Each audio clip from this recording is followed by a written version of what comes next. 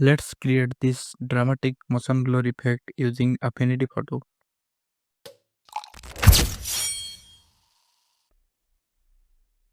First, duplicate the original image using the keyboard shortcut Ctrl or Command plus J.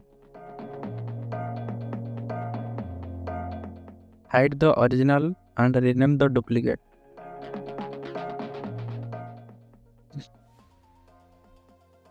Then use the object selection tool to select the subject. This tool is only available in Affinity Photo version 2.6 and later. If you recently updated to version 2.6, go to Edit and then Settings. On the left menu, in the Settings tab, select Machine Learning and install both the segmentation and saliency models. Then close the Setting tab. When you click on Object Selection tool, it will take a little time to load, depending on your device hardware. Hover over the subject to preview the selection and click to select the subject. Then fine-tune your selection using the selection brush if needed. After you are satisfied with the selection, create a mask with the selection. Then press Ctrl or Command plus D to deselect everything. Next, we are going to separate the shadows and highlights from our subject. For this, we will use the threshold adjustment. Apply a threshold adjustment. It will turn our image into a black and white sketch. If we increase the threshold, the image will become darker. If we decrease the threshold, the image will become lighter. First, we will separate the highlights. For this, increase the threshold to around 90 to 95% and close the threshold tab.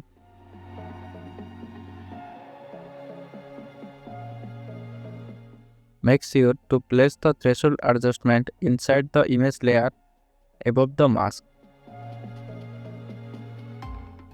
Then duplicate the layer and rasterize it. Now choose the float select tool, lower the tolerance to 1%, turn off contiguous and anti-alias. Then click on the white part of the subject to select all highlights at once. Now on Layers panel, select the layer that still has the mask. Then press Ctrl or Command plus J to duplicate the highlights to a new layer. Delete the old merged layer. Now delete the mask and the adjustment from this new layer. Now I will hide the underlying image layer and then deselect the selection. The canvas will look blank, but if we look carefully, the highlights are there. First, I will make the background transparent. Then create a black rectangle and place it behind all layers. Now you can see the highlights properly. Let's rename this layer to highlights. Now hide the highlights layer. Next, we will create the shadows layer using a similar method. In the original image, decrease the threshold amount to around 40 to 45%. Then duplicate and rasterize the layer. Use the float select tool to select all blacks. But we can see a problem here. The border of the subject also got selected. Let's resolve this. First, deselect everything. Then, holding the Ctrl or Command key, click on the subject mask from the underlying image layer. Go to select and select and click on grow or shrink. In the shrink radius, enter -2, then click on apply. Now create a mask with the shrunk selection and rasterize it again.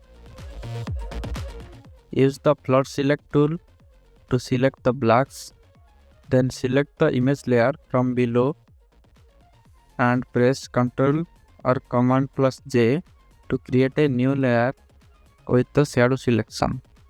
Remove the mask and adjustment from this layer. Delete the previously created merged layer used for shadow selection. Now rename this layer to shadow and deselect the selection. Remove the threshold adjustment from the image layer.